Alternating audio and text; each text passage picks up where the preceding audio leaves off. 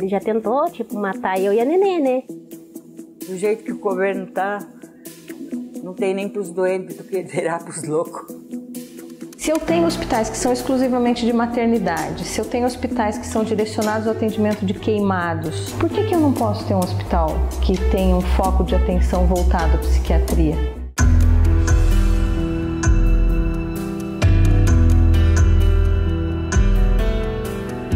Para que falemos de doença, tem que haver um substrato orgânico estabelecido.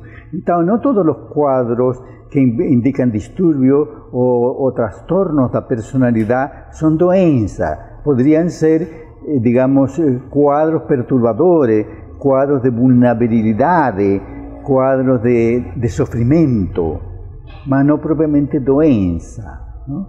Mas, como por longo tempo los problemas mentales han estado en manos de los psiquiatras por séculos, digamos así. En el século XVI se crían los manicomios, entonces están en manos de médicos, y los médicos tienden a considerar cualquier perturbación de conducta, ¿no? O cualquier comportamiento anormal como doentio.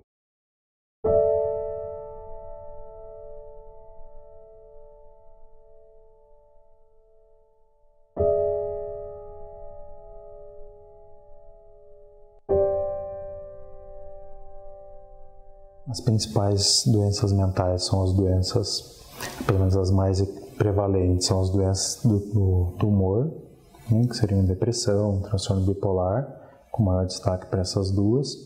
Doenças da família das psicoses, em especial a esquizofrenia, as dependências de substâncias e os transtornos de ansiedade. Quando a gente fala de pacientes que precisam de internação, são essas doenças que oferecem um risco para o paciente ou para terceiros, ou que envolvem estados assim, de desorganização muito profundo.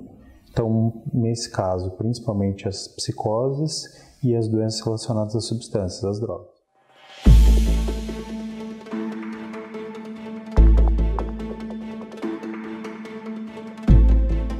A lei é de 2001 e ela inaugurou o que nós chamamos de política antimanicomial. O histórico dessa lei vem de cerca de 30 anos antes, na década de 70, quando na Itália começou uma política de atendimento à saúde mental em ambiente aberto, preferencialmente ambiente ambulatorial, com os pacientes residindo em suas casas ou em casas destinadas apenas à moradia. O objetivo era combater os grandes manicômios que existiam na Europa e, em especial, que já existia no Brasil. Trazida para cá no final da década de 70, houve um movimento que se instaurou, que recebeu esse nome, movimento antimanicomial, partindo de duas premissas essenciais, que a loucura não era incurável e que o padecente de transtorno não era perigoso. Na época que a gente viveu antes da reforma psiquiátrica, se colocavam nos hospitais psiquiátricos pessoas que, por exemplo, manifestavam contra a ditadura. Então, muitas famílias, ao invés de deixarem prender seus filhos, mandavam para um hospital psiquiátrico. E era muito rentável na época também, né? Então, essa tradição de isolar para tratar, ela ficou muito forte. Na década de 90, o movimento antimanicomial ganhou grande aporte. No ano 2001, então surge essa lei de política antimanicomial, que ela está focada no tratamento em regime aberto, em regime ambulatorial, através de uma rede. A RAPS é a Rede de Atenção Psicossocial. Ela foi criada pela Lei 3.088, em 2011, e ela vem organizar o serviço de saúde mental de uma forma mais efetiva. A rede de atenção psicossocial vem de uma maneira a atrelar um novo momento de tratamento para esse sujeito, né, que antes era estigmatizado, que era deixado numa região até, falando de território, que era fora da territorialidade do centro, dos grandes centros. Né? Então era excluído realmente das cidades, porque não era visto como um ser humano, muitas vezes colocado enquanto um lixo, e enquanto lixo ele deveria ser limpado. Houve também uma tendência de achar, então antes era o hospital psiquiátrico quem cuidava da pessoa com transtorno mental, agora é o CAPS. Então se saía do modelo hospitalocêntrico para o modelo capcêntrico. E aí começou a se entender, mas espera aí, também não é só isso. O cuidado em saúde mental é um cuidado que todos devem fazer. Questão de saúde mental é questão de saúde pública, tanto quanto outros agravos físicos. Né? Então, além de CAPS, quem tem que fazer cuidado em saúde mental é a atenção primária em saúde, né? Através da equipe de saúde da família, dos NASFs, né? Os núcleos de apoio de saúde da família, rede de urgência e emergência, né? Os pronto-socorros também têm que fazer atendimento em saúde mental, hospitais também, né? Centros de convivência. Então, a RAPS vem para ampliar esse cuidado e para compartilhar esse cuidado, né? E o CAPS faz essa ponte com todo mundo. Então, foi nesse sentido que a RAPS surge, para fazer esse cuidado continuado por todo mundo, para não ser um cuidado em saúde mental só quando a pessoa apresenta algum surto ou quando ela apresenta uma crise. Esse cuidado ele tem que ser feito em todo momento da vida daquela pessoa que apresenta transtorno mental severo e persistente. O matriciamento ele é uma ação que as equipes de atenção especializada fazem um trabalho conjunto com as equipes da atenção básica. Esse ano está sendo essa primeira experiência, né, de matriciamento com as equipes interdisciplinares, além dos médicos, e para o próximo ano a gente pretende ampliar isso, ampliar e aprofundar também, né, para tentar resolução de problemas que forem identificados.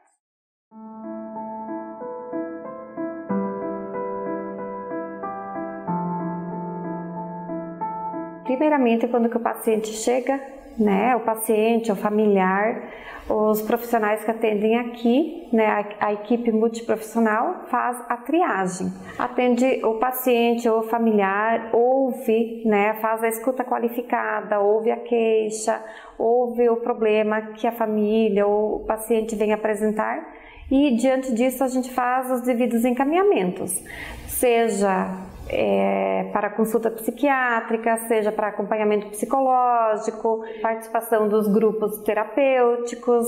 E quando a gente verifica que a situação apresentada não é caso de CAPS, a gente faz também os devidos encaminhamentos para a rede. Nós temos os pacientes que fazem só consulta com o psiquiatra, com o médico, e por N motivos ou razões eles não conseguem, ou não precisam, ou não querem fazer os outros trabalhos que a gente faz aqui. E temos aqueles que fazem tratamento tanto com o psiquiatra como com o médico e as oficinas. Aqui no Sim Paraná a gente faz o trabalho de desintoxicação com pacientes com dependência química. Então eles vêm encaminhados dos 18 municípios da Regional de Saúde aqui do Paraná e a gente faz esse primeiro contato com ele de triar, conhecer um pouquinho do histórico dele, acolher esse paciente para ele também se sentir parte dessa construção desse espaço. Desde nível psicológico, como terapia de grupo, terapia individual, como reinserção no mercado de trabalho, quanto para a visão da saúde mesmo, quando a gente fala de redução de danos, falamos sobre os efeitos das substâncias, o autocuidado, então variados assuntos aí pertinentes para a saúde dele e também de questões familiares, por exemplo, aí visando essa reinserção social do paciente.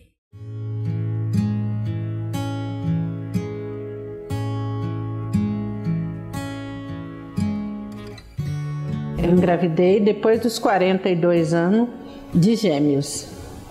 E daí me deu depressão pós-parto. Aqui é bom. Quando eu cheguei aqui eu estava num estado de depressão muito difícil, muito complicado. Daí já comecei com a oficina de crochê e arte-terapia. Arrumei até o cabelo, já pintei, já passei a ser loira, já passei a tarde no salão, já consigo deixar minha mamãe em casa, aqui na oficina de crochê, que é o que eu estou fazendo, né? Por enquanto, mas já vou entrar na oficina de dança, porque eu amo dança. Sim, e ultimamente, a próxima que vai vir, a oficina também é de orquídea. Eu sou apaixonada por orquídea, então estou frequentando, já vim 2 sessões na de orquídea, né? Eu amo orquídea, sou apaixonada. Enquanto eles estão nesse trabalho terapêutico conosco, a gente está dialogando, confortando eles. Não é assim. Pensar por outro lado, que é uma coisa assim, tão... Assim, às vezes parece que é tão simples, mas ao mesmo tempo é tão mágica, porque o ser humano só precisa disso, né? De um pouquinho de atenção e amor. Propostas como o CAPS e essa mudança toda da reforma psiquiátrica e tal, faz diferença sim, né? Porém é algo que ainda é muito desvalorizado e desconsiderado, então precisa ser mais amplo, mais divulgado, mais trabalhado, investido mais nisso, né? E com maior envolvimento de quem está aí e que consegue proporcionar para que esses serviços funcionem, né? Porque tem toda uma burocracia por trás para fazer funcionar, né? Para colocar um CAPS. Nós temos 2 modelos de atenção básica no município. Então, nós temos unidades que funcionam como unidade básica de saúde e tem unidade que funciona como estratégia saúde da família. As 2 realizam atenção básica, né, atenção primária, mas em estruturas e uma organização do processo de trabalho diferente. Porque o CAPS 2, que trabalha com os pacientes com transtorno mental severo e persistentes, né, tem uma linha de ação. O CAPS AD, com o dependente químico, tem uma outra linha de ação. O ambulatório, que são mais consultas direcionadas a profissionais, né, como um centro especializado, tem uma outra linha de trabalho. Então a gente também precisa unificar, e um exemplo disso é o que a gente está fazendo agora também esse ano, que é trabalhar em cima de um modelo de estratificação de risco. Não chega a ser um problema, mas é um desafio que a gente tem, né? Como aproximar mais, né, esses 2 serviços, de modo que também mantenha o que cada um tem de ação específica.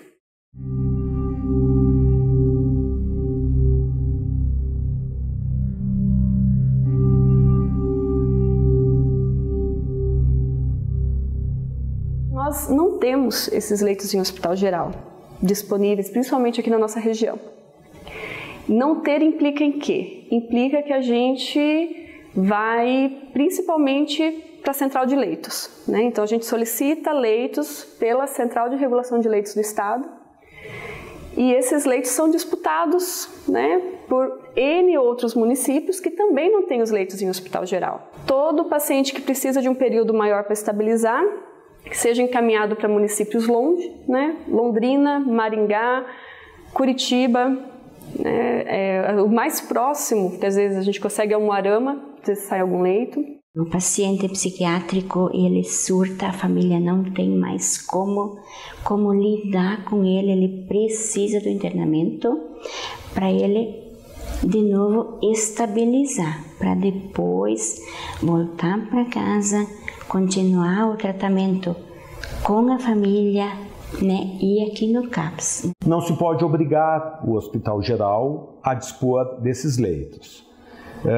Para que ele disponha desses leitos, ele tem que ter, ele é uma entidade de finalidade privada ou finalidade econômica, visa gerar lucros, ele tem que ter interesse econômico efetivo nesse tipo de serviço. Ele não tem, e acho pouco provável que venha a ter, dado a necessidade de adequações que ele teria que fazer. Ninguém quer dar leitos. E não se pode obrigar, a priori. A falta de ter leito em hospital geral, tanto, né, vem de encontro a um direito, por lei, que vem da reforma psiquiátrica, de um ponto dessa rede que não existe, então é o nosso abismo entre a UPA, que às vezes fica dias na UPA, que não é local, nem função, nem estrutura para isso. Diante dessa circunstância, nós passamos a ter um problema que se cronificou: falta de retaguarda em hospital geral.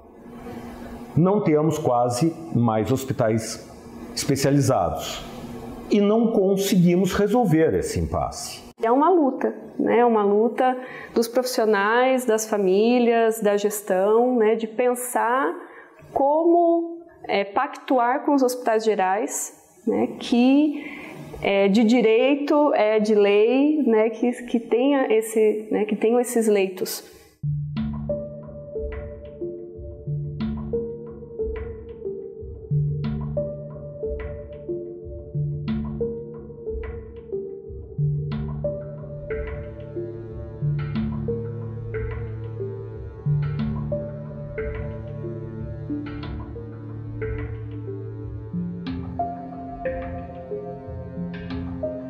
Com o advento das políticas de deshospitalização, a gente acabou enfrentando dificuldades orçamentárias, inclusive, em função de uma evidenciada manifestação de estrangulamento financeiro para fechamento de leitos.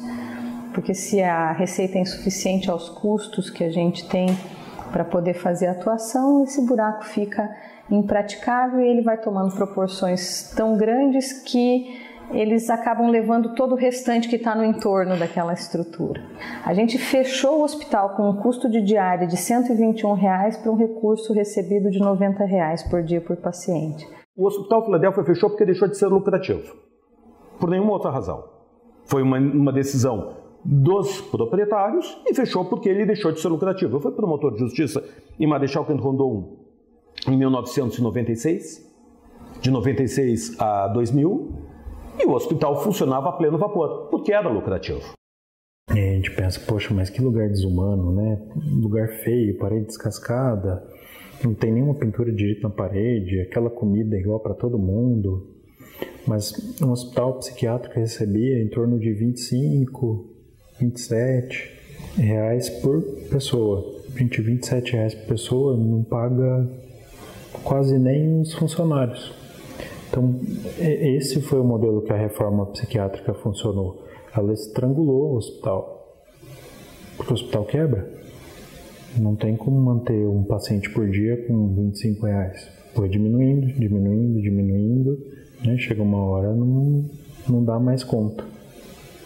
Então, a maneira da lei funcionar, de tudo isso funcionar, foi estrangulando financeiramente o hospital. Aí se cobra um atendimento humanizado, mas não dá o meio para isso, né? Porque é legal a ideia de cobrar, não, um hospital tem que ser humano, tem que ter qualidade, tem que ter comida, tem que ter atividade, mas com 25 reais, 30 reais por dia, como é que vai pagar funcionário, remédio, comida, todos aqueles custos de luz, água, roupa, mais atividade de pintura, material de pintura, coisas para música, não fecha a conta. Num primeiro momento se sentiu muito a falta daquilo, porque aquilo alivia ao familiar do padecente. O familiar do padecente, no seu desespero, não crendo mais numa possível remissão ou reintegração social do seu familiar, quer apenas poder respirar. E o hospital especializado dá esse tempo de respiração, que é o tempo que ele fica internado e algum tempo depois que ele sai. Mas logo em seguida ele reincide naquela mesma situação, se for de drogas, de álcool, e se for de surtos psicóticos.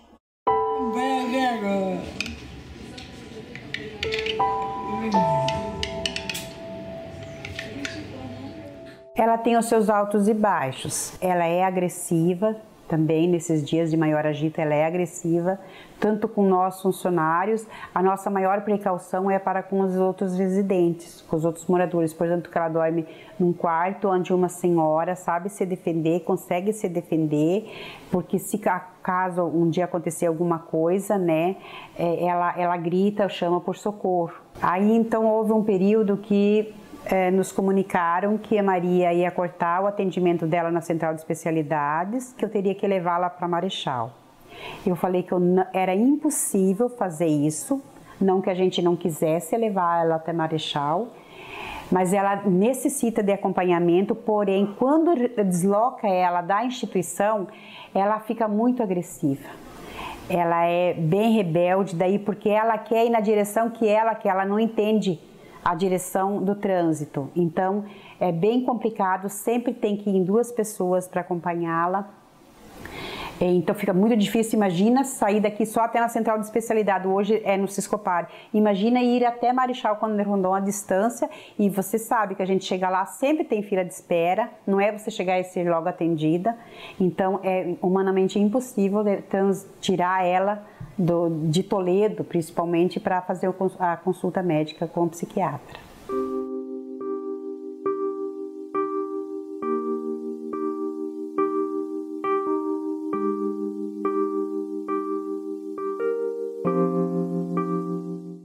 Era cuidar dele? Muito difícil. Olha que foi difícil. Depois, com o pequeno, era um sacrifício. Eu tinha adotado uma menina também, que estava, acho que 6 anos depois dele. E a gente tinha que ter muito cuidado. Quando eu queria ir lá tirar leite, eu tinha que levar a menina junto. Se eu queria ir dormir, hora de meio-dia, eu tinha que levar ela junto para o meu quarto. Porque ele não deixava, ele judiava dela, porque ele sempre queria tirar as calcinhas dela. E queria lamber. Eu descobri que ele tinha problema, uma coisa, mas a gente não sabia o que podia ser. Depois, quando ele ficou mais velho, daí ele não obedecia direito, ele não respeitava, daí quando ele estava tomado. A gente também não sabia a hora que ele começou com a droga, se era droga ou não. Foi muito difícil para mim, foi muito. Ele foi internado em uma rama, não sei se ele tinha uns 21 anos, 22 anos, por aí. Mas aí lá no Filadélfia, como é que foi? Lá, então, a gente tinha certos dias que podia ir, depois de 14 dias que ele estava, ou 3 semanas, daí a gente ia lá ver ele e estava tudo bem daí. Nem os médicos no começo não sabiam que tinha essa doença. Ele tinha um problema, daí esse problema eles descobriram, eu sei lá como é que aquela vez, distúrbio, eu até ganhei um livrinho assim, distúrbio bipolar.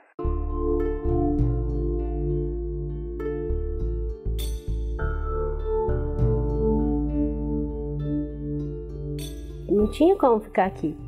Ele foi internado para lá, né, que encaminharam daqui, aguardando vaga, saiu uma vaga para ele para lá. Daí, quando foi liberado, ele já ficou com a minha mãe para lá, né. Ela não mora em Londrina, ela mora em Tamarana. Daí, lá não tem hospital também. Aí lá ele só faz a consulta com o médico, mas medicação tem que buscar em Londrina.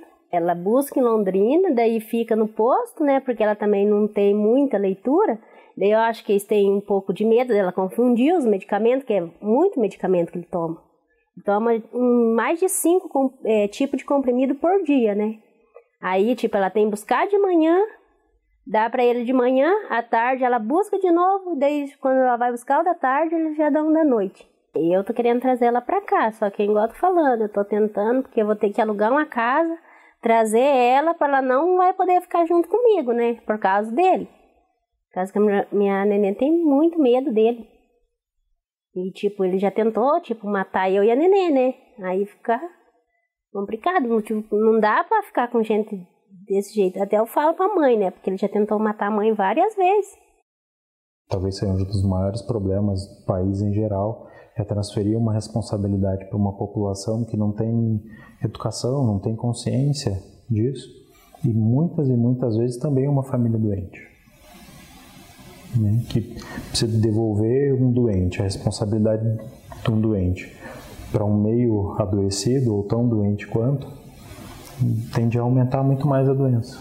E essa família realmente não dá conta, porque às vezes não dá conta nem de si alguém com uma doença tão grave, no caso, como eu estava falando, né, da esquizofrenia, que é uma doença tão complexa, né, para uma família que não tem um mínimo, analfabeta, né, tem pouco estudo, lidar e entender que aquilo tudo é um sintoma de uma doença, acaba sendo aquele rótulo do vagabundo que não sai da cama, que não quer trabalhar, que não quer tomar banho, né?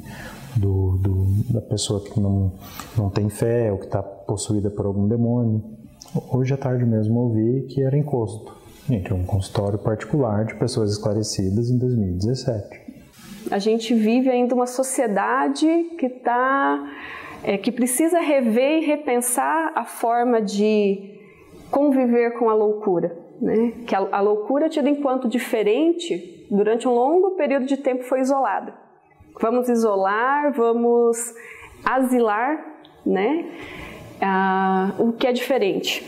Então, hoje, a gente ainda vive uma sociedade que tenta viver uma reforma psiquiátrica, né, que não é só uma mudança na parte de leis, tem a ver nessa mudança na forma de ver essas pessoas, na forma de ver a pessoa que tem um transtorno mental, que tem uma dependência química, enquanto cidadão de direitos, enquanto cidadão de direito também cidadão de direito à saúde.